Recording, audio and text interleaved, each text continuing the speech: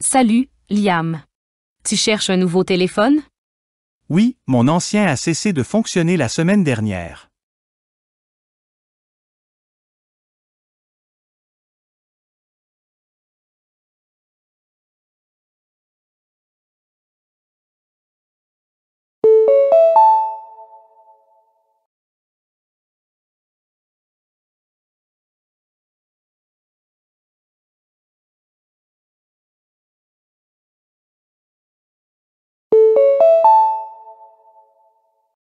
Bonjour, Emery.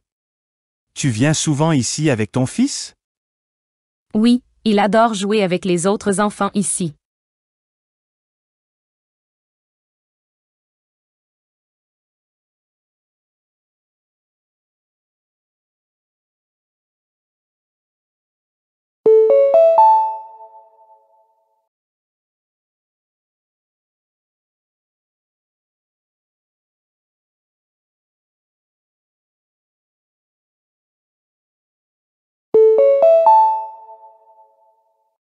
Salut, Ben.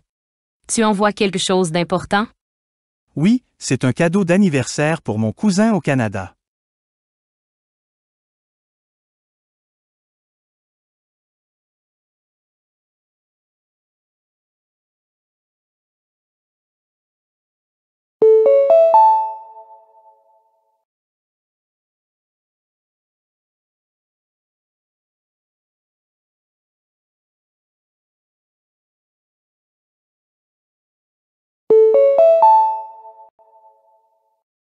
Salut, Nora. C'est toi qui as pris ces photos? Oui, pendant mon voyage en Islande l'année dernière.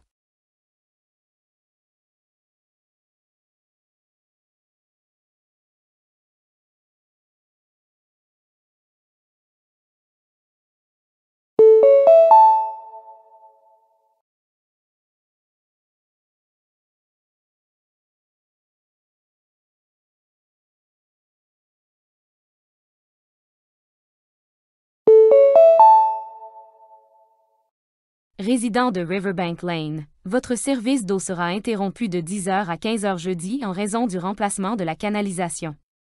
Des bouteilles d'eau seront distribuées au coin d'Elm et de la 7e rue à partir de 9 heures. Les résidents sont encouragés à stocker de l'eau supplémentaire pour les besoins essentiels. La restauration pourrait avoir lieu plus tôt que prévu, mais des mises à jour seront affichées sur le panneau communautaire. Veuillez éviter toute utilisation d'eau non essentielle ce matin-là.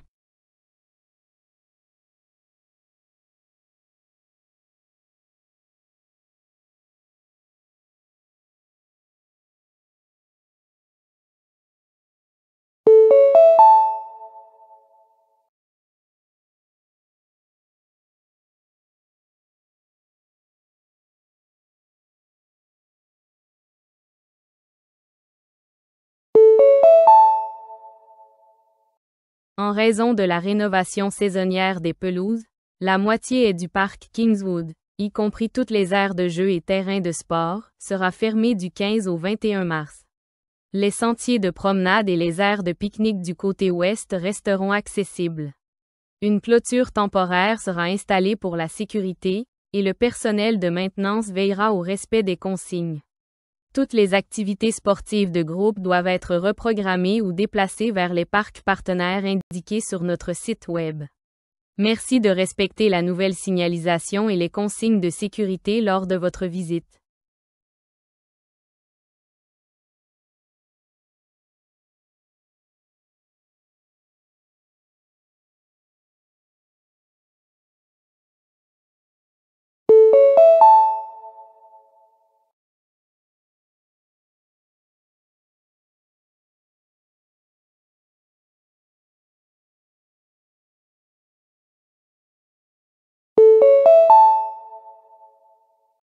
Bonjour, parents. Ceci est un message du bureau des transports de l'école primaire Westbrook. En raison de problèmes mécaniques imprévus et de travaux routiers en cours sur Maple Avenue, la ligne de bus 14 aura environ 40 minutes de retard aujourd'hui. Nous nous excusons sincèrement pour ce désagrément et vous recommandons de prévoir temporairement un autre moyen de transport si nécessaire. Nous travaillons activement pour rétablir le service normal d'ici demain matin. Veuillez consulter l'application de messagerie de l'école ou vos courriels pour les prochaines mises à jour.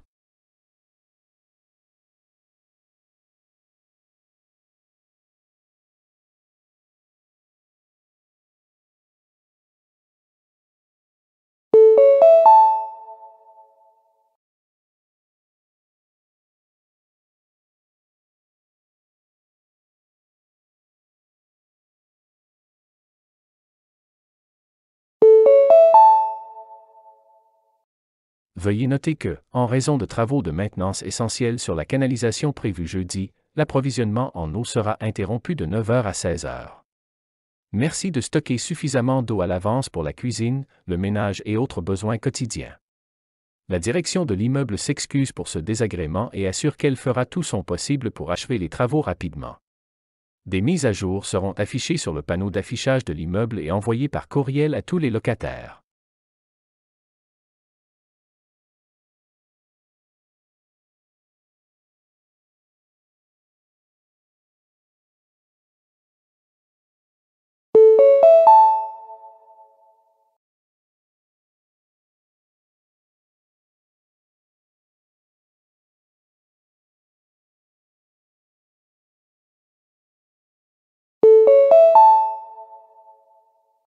Bonsoir, ici Madame Ray du lycée Maple. Nous souhaitons vous inviter à une réunion parents-professeurs prévue jeudi soir à 18 h. C'est une occasion précieuse de discuter des récents progrès scolaires de votre enfant ainsi que de toute préoccupation éventuelle. Merci de nous faire savoir si vous serez présent, afin que nous puissions nous organiser. Nous espérons vous y voir. Merci et bonne soirée.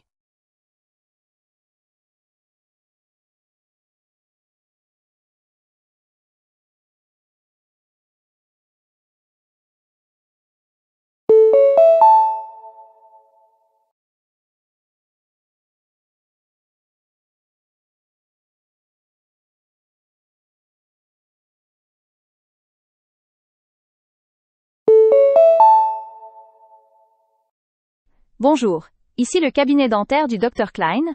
Nous vous appelons pour vous rappeler votre rendez-vous de détartrage prévu demain à 11h45. Merci d'arriver 10 minutes en avance et d'éviter de manger ou de boire quoi que ce soit pendant au moins 1 heure avant l'intervention. Si vous devez reporter, merci de nous appeler avant 18 h aujourd'hui. Nous avons hâte de vous voir.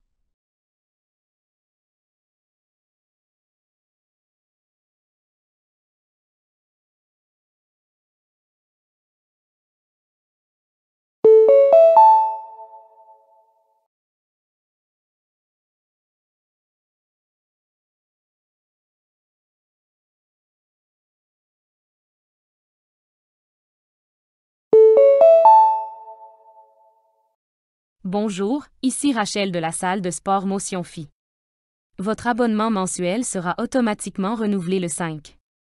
Si vous souhaitez annuler ou suspendre votre forfait, veuillez le faire avant cette date pour éviter toute facturation. Vous pouvez gérer cela en ligne ou en appelant notre service client. Merci d'être un membre fidèle, et nous espérons continuer à vous aider à atteindre vos objectifs de remise en forme.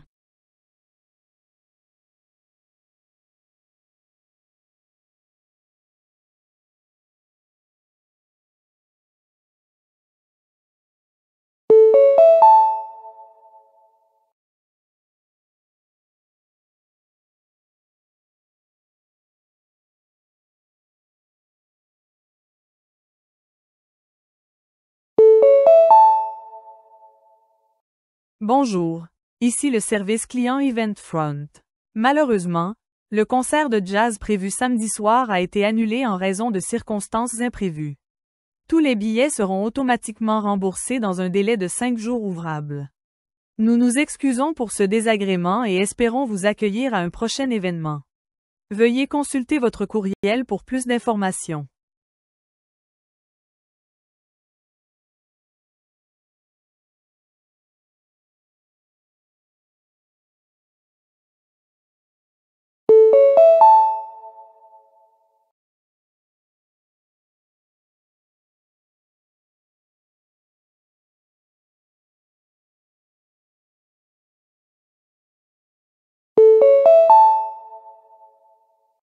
Bonjour, ici Jonah des ressources humaines.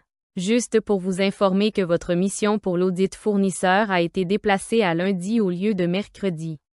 L'équipe se réunira à 9 heures dans la salle de conférence. Merci de venir avec le rapport révisé et de vous assurer que vos chiffres sont finalisés. Faites-nous savoir si vous avez un problème avec ce changement d'horaire.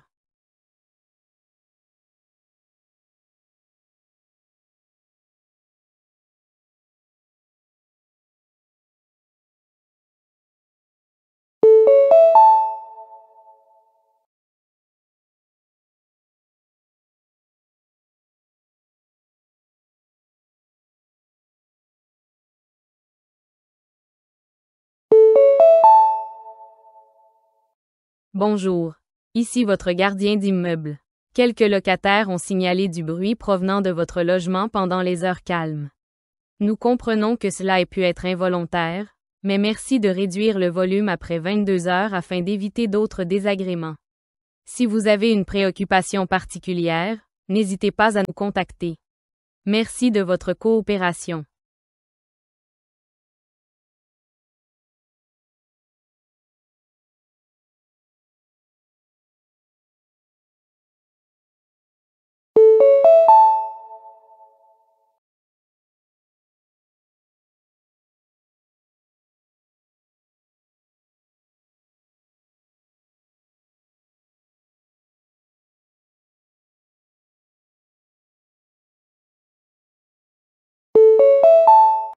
Personne 1. Je suis abonné à plusieurs bulletins d'information quotidiens, j'écoute 2 podcasts d'actualité pendant mes trajets, et je parcours les titres sur 3 applications d'actualité différentes tout au long de la journée. Je réserve 20 minutes chaque matin pour lire des analyses approfondies et vérifier les faits avant de partager quoi que ce soit sur les réseaux sociaux. Suivre chaque développement est une partie non négociable de ma routine. Personne 2. Je jette un œil aux gros titres 1 ou 2 fois par jour, généralement sur mon téléphone pendant les pauses, et je clique sur les articles qui attirent mon attention. Je ne suis pas de source unique de manière régulière et j'ignore articles de plus de 500 mots. Parfois, quelqu'un m'envoie un lien important et je le lis, mais sinon, je compte sur mes amis pour me mettre au courant. Personne 3. Je cherche rarement à m'informer par moi-même. S'il se passe quelque chose d'important, je peux voir un titre sur les réseaux ou l'entendre dans un podcast, mais je ne fais aucun effort pour rester à jour. Je pars du principe que j'entendrai parler de tout ce qui est essentiel par mes amis ou collègues. Au-delà de cela, l'actualité mondiale n'est pas une priorité, donc je ne connais généralement pas les détails.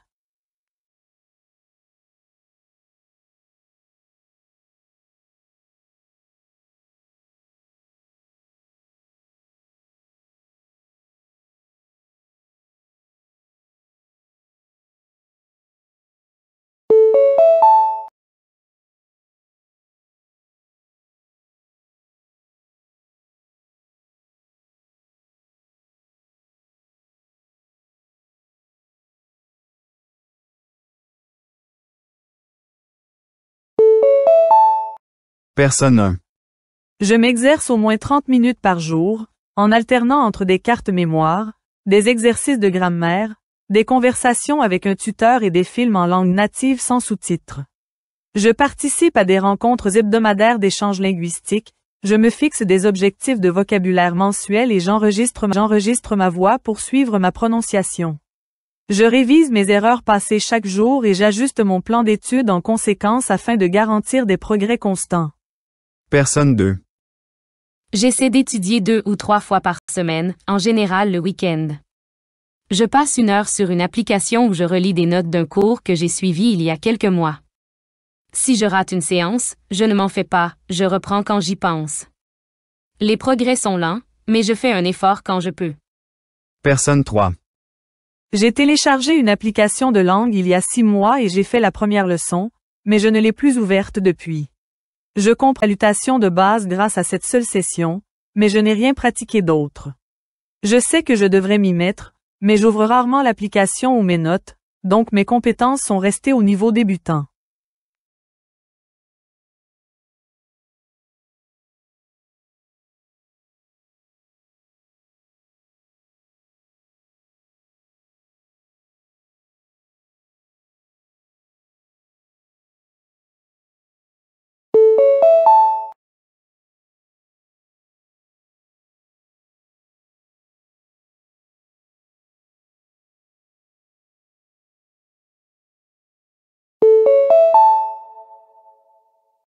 Ici Healthwave 99, votre fréquence de remise en forme.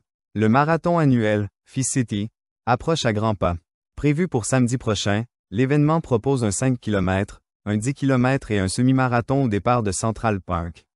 Les inscriptions se terminent mercredi soir. Seuls les coureurs munis d'un reçu de confirmation et d'un dossard officiel pourront accéder aux zones de départ.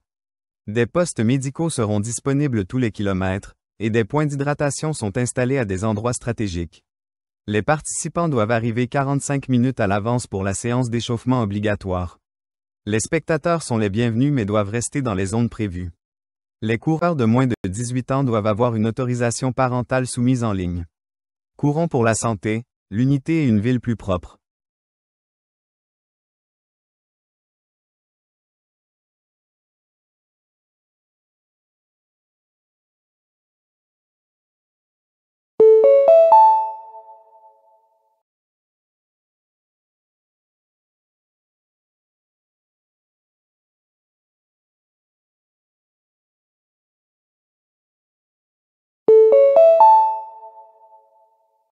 Ici Scolarsphère Radio, pour vous informer de la prochaine foire scientifique du district, organisée à l'Auditorium Newton ce vendredi. Des collégiens et lycéens de plus de 20 établissements y présenteront des expériences et des innovations allant de la robotique à l'ingénierie environnementale. Le site ouvrira à 10 h et fermera à 17 h. La cérémonie de remise des prix commencera à 16 h et le public est invité à y assister. Les visiteurs sont priés d'entrer par la porte 2 et de suivre les circuits de visite balisés. Les flashs ne sont pas autorisés dans les zones d'expérimentation. Par mesure de sécurité, les enfants de moins de 10 ans doivent être accompagnés d'un adulte.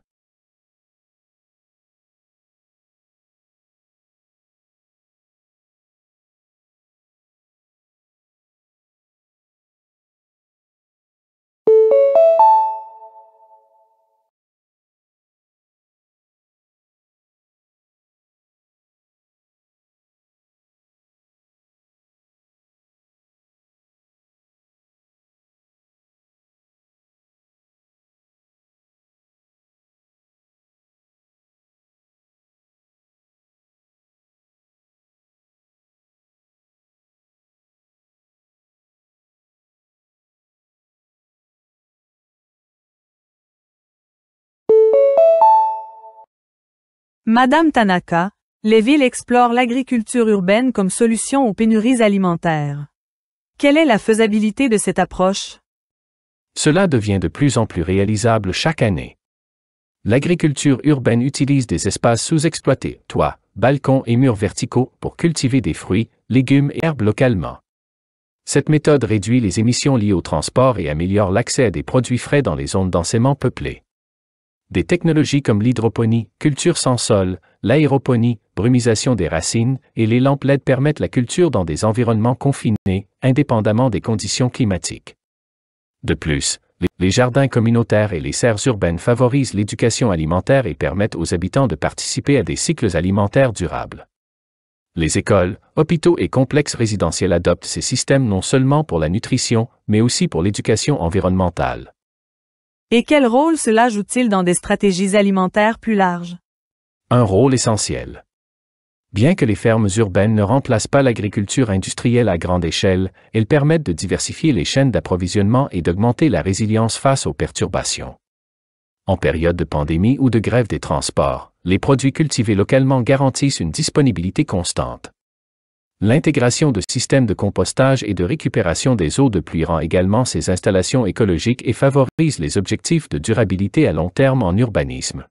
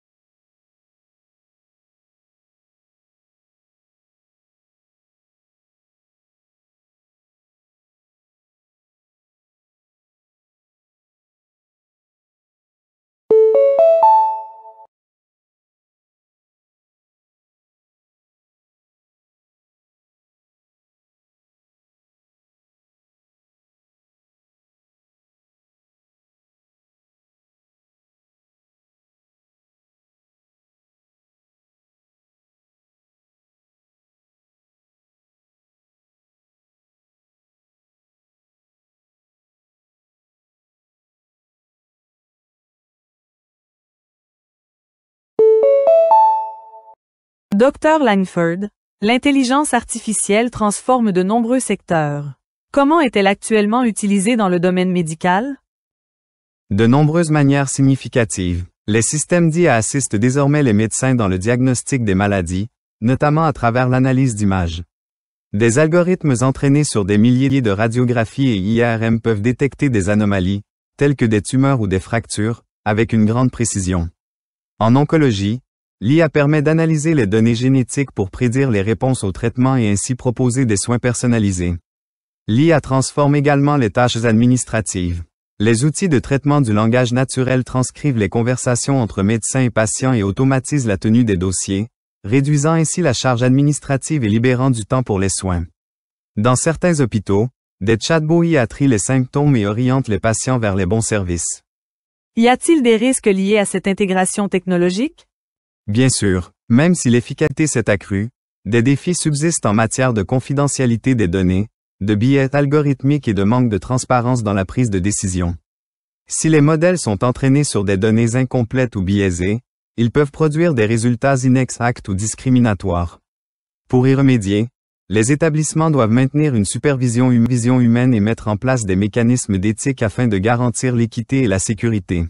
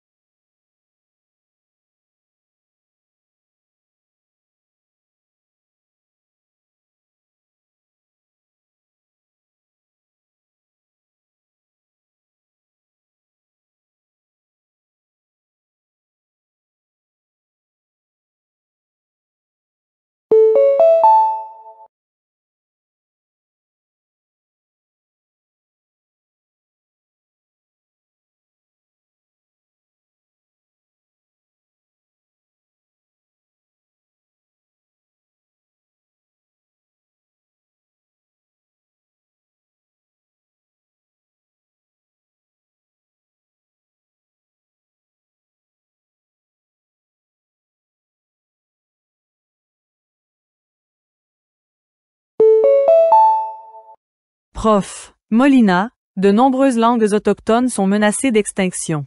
Que fait-on pour les préserver? Les efforts s'intensifient à l'échelle mondiale. Une langue est bien plus qu'un moyen de communication. C'est un vecteur d'identité culturelle, d'histoire orale et de vision du monde. Des milliers de langues autochtones comptent moins de 1000 locuteurs courants, et beaucoup ne sont plus transmises aux jeunes générations.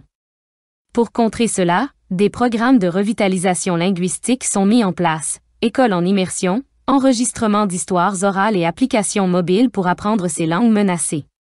Les gouvernements et les ONG financent aussi la documentation linguistique, où les locuteurs natifs travaillent avec des chercheurs pour cataloguer la grammaire, le vocabulaire et les récits traditionnels. Des archives numériques et des dictionnaires interactifs deviennent des outils essentiels pour que ces langues ne disparaissent pas. Ces efforts renforcent-ils la résilience culturelle? Absolument. Raviver une langue peut raviver un sentiment de fierté et d'unité. Cela aide à rétablir les liens intergénérationnels, les aînés transmettant leur savoir aux jeunes. La revitalisation linguistique est aussi liée à une meilleure santé mentale et à la cohésion sociale dans les communautés autochtones. Bien que complexe, cette démarche renforce l'autonomie et la continuité culturelle.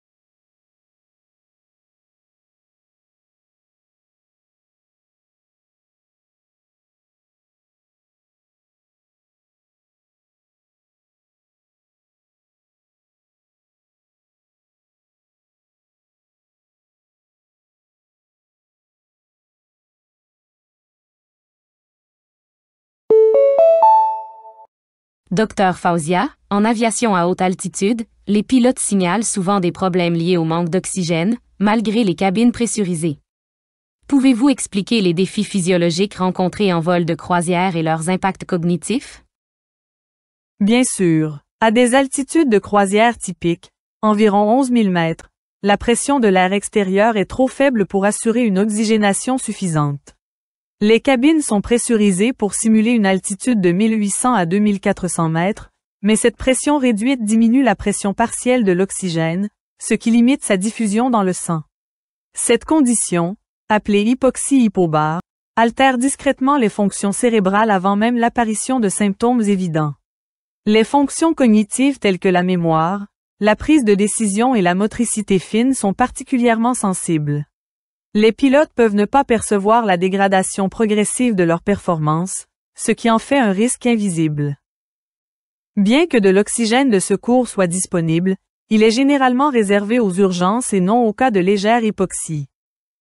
Quelles sont les stratégies préventives et d'adaptation mises en œuvre dans l'aviation? Les stratégies modernes incluent des entraînements à l'altitude dans des chambres hypobares, le suivi en temps réel de la saturation en oxygène dans les avions haute performance, et des algorithmes qui recommandent automatiquement l'usage d'oxygène selon la charge de travail et les conditions en cabine. Certains cockpits récents intègrent des détecteurs de charge cognitive qui déclenchent des alertes en cas de baisse de performance suggérant une altération mentale.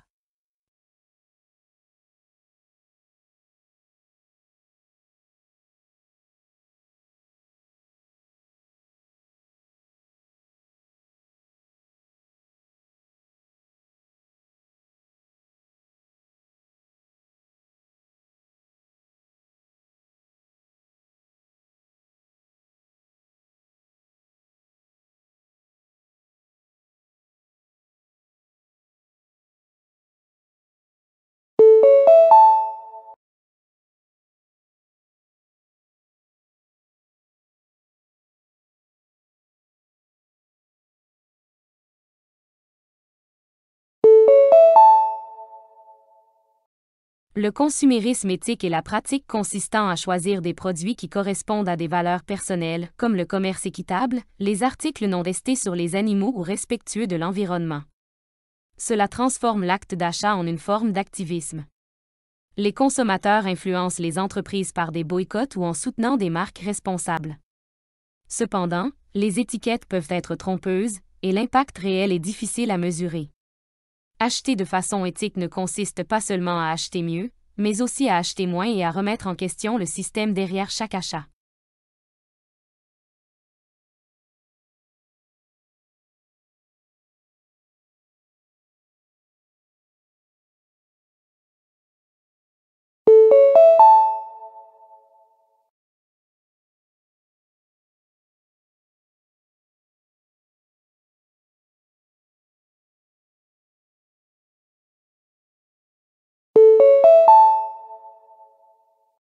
Les deepfakes utilisent l'intelligence artificielle pour créer des images, vidéos ou audios faux mais très réalistes. Ils peuvent imiter des voix ou remplacer des visages avec une précision troublante. Bien qu'amusants en parodie, les deepfakes présentent de graves risques. Propagation de fausses informations, usurpation d'identité ou perte de confiance. Leur détection reste un défi constant. À mesure que la technologie progresse, les questions juridiques et éthiques se multiplient. Trouver un équilibre entre créativité et sécurité influencera l'impact des deepfakes sur la société.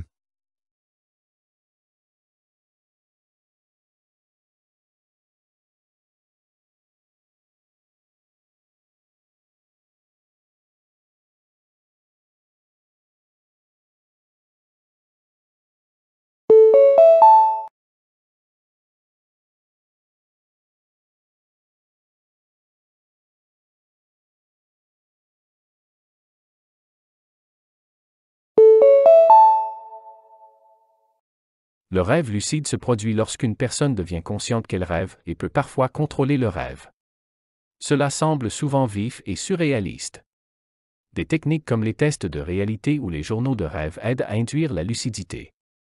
Les gens l'utilisent pour la créativité, la résolution de problèmes ou pour surmonter des peurs. Certains s'entraînent même à des compétences pendant leur rêve. Bien que peu compris, le rêve lucide offre un aperçu fascinant de la conscience et de la frontière floue entre imagination et réalité.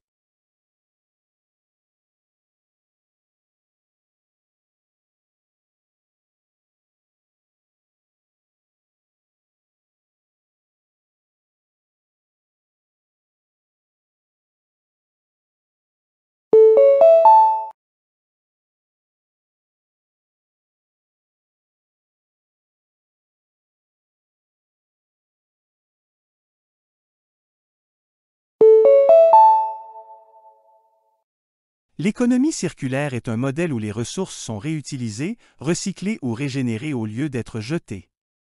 Contrairement au système linéaire, extraire, produire, jeter, les modèles circulaires réduisent les déchets et maintiennent les matériaux en circulation. Les entreprises conçoivent des produits durables et recyclables. Cela profite à l'environnement et à l'économie en réduisant la dépendance aux matières premières. La transition vers une économie circulaire nécessite de l'innovation et de la collaboration, mais elle propose une voie vers une prospérité durable.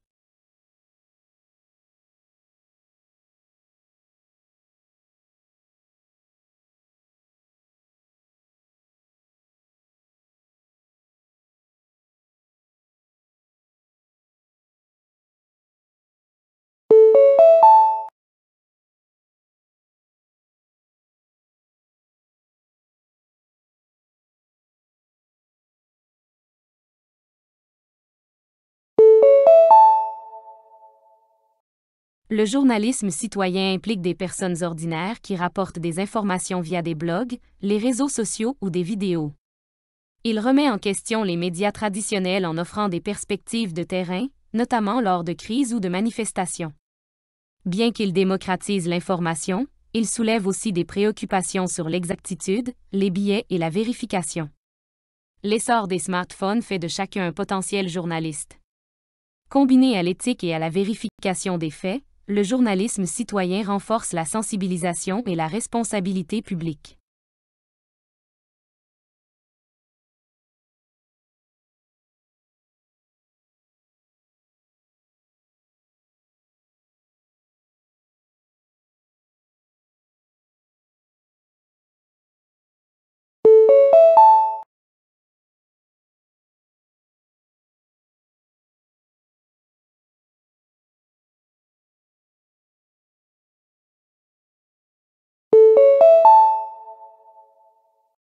Les textiles intelligents sont des tissus intégrant des capteurs ou des composants électroniques pour surveiller la température, les mouvements ou les données biométriques. On les retrouve dans les vêtements de sport, les équipements médicaux et les uniformes militaires. Certains peuvent changer de couleur, produire de l'énergie ou même soigner des plaies. Ces vêtements futuristes brouillent la frontière entre mode et fonctionnalité. Toutefois, des défis subsistent: durabilité, coût et confidentialité des données. Les textiles intelligents pourraient transformer la façon dont nous nous habillons, non seulement pour le style, mais aussi pour la santé, la performance et la communication.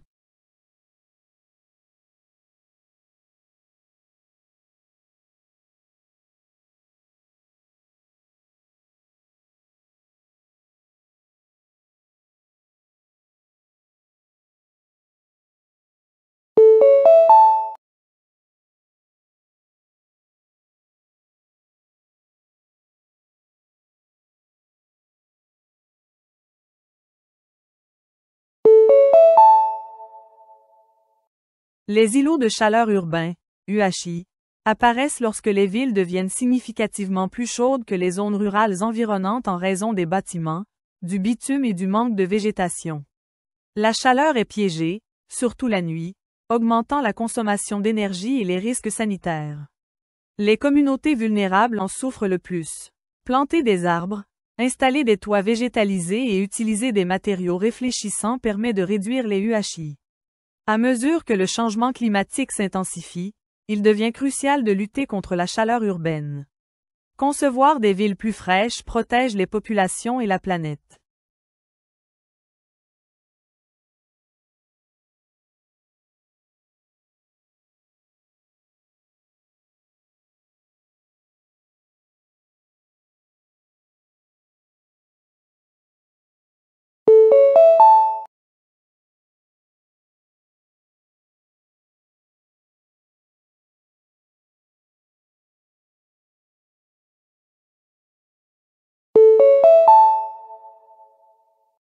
Le biohacking consiste à modifier la biologie par l'alimentation, la technologie ou le mode de vie pour améliorer les performances.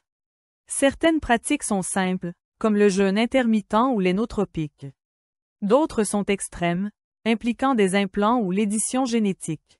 Les adeptes recherchent l'optimisation du corps et de l'esprit, souvent en dehors de la médecine traditionnelle. Les critiques mettent en garde contre les méthodes non testées et les dilemmes éthiques. Le biohacking reflète un désir croissant de contrôle sur la santé et l'évolution, mais soulève aussi des questions profondes sur l'identité, le risque et l'avenir de l'humanité.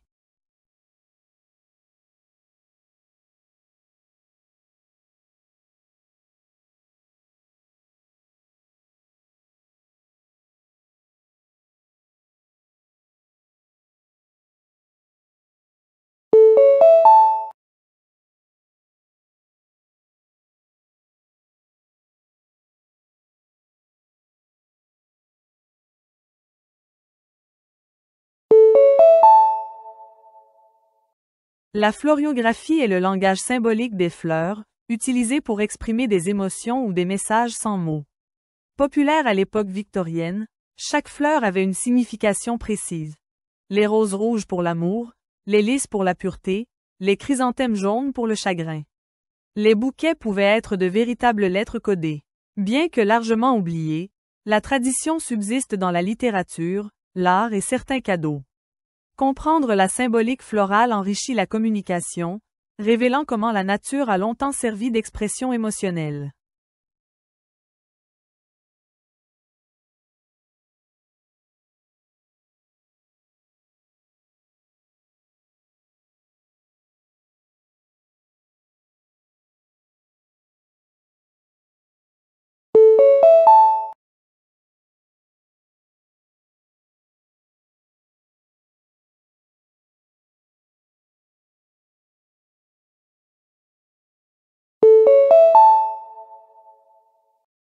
L'afrofuturisme mélange la culture africaine avec la science-fiction, la technologie et une réinterprétation de l'histoire.